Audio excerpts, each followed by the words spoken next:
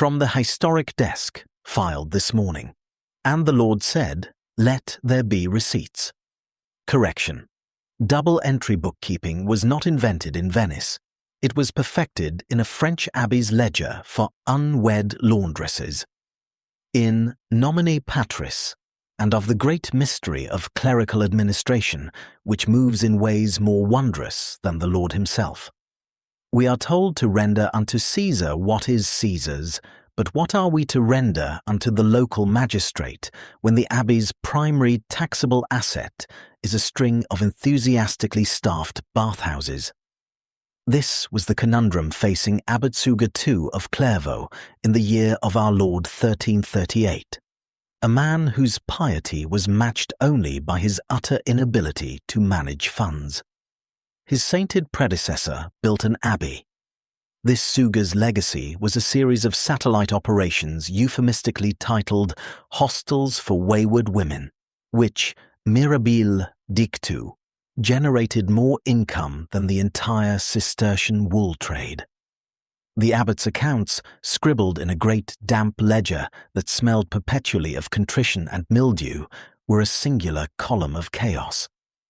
Tithes, donations for prayers, sales of sacramental wine, and gifts from grateful pilgrims visiting the hostels were all sloshed together like dregs in a bucket. The catalyst for innovation was not divine inspiration, but a spilled flagon of cheap Burgundy, which bled the abbot's frantic script into a single, inscrutable smear of sin. Faced with a visit from the order's bursar general and in a state of panic known only to priests and fathers of teenage brides, Suger II grabbed a new sheet of vellum. On the left, he painfully reconstructed the redditus, the income. On the right, desperate to make the numbers align, he created a new column, the exitus.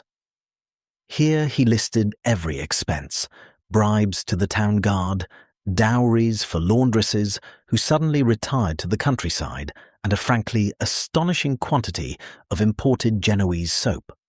He had, in his bumbling terror, invented the balance sheet.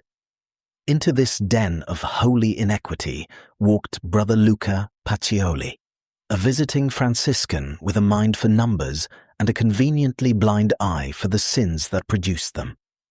The abbot, sweating, presented the book as a novel system for tracking complex charitable enterprises. Pacioli, his eyes gleaming at the sheer elegance of redditus versus exitus, saw not a brothel's meticulous budget, but a universal key to commerce. He spent a week furiously copying the system, all while politely declining offers to inspect the hostel laundries in person. He later published his Summa de Arithmetica, presenting the method as a Venetian merchant's tool, and never once mentioned its true sordid genesis at Clairvaux. The effect was immediate. The Cistercians, now armed with the world's most advanced and most specific accounting system, became financial titans. Abbots who had previously struggled to account for their sacramental wine were suddenly capable of executing leveraged buyouts of entire Burgundian vineyards.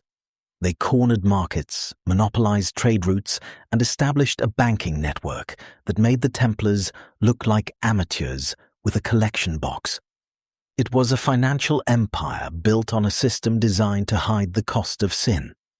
And in his draughty cell at Clairvaux, Abbot Suger II would often be seen poring over his books, a faint, beatific smile on his face as he muttered his new favorite prayer.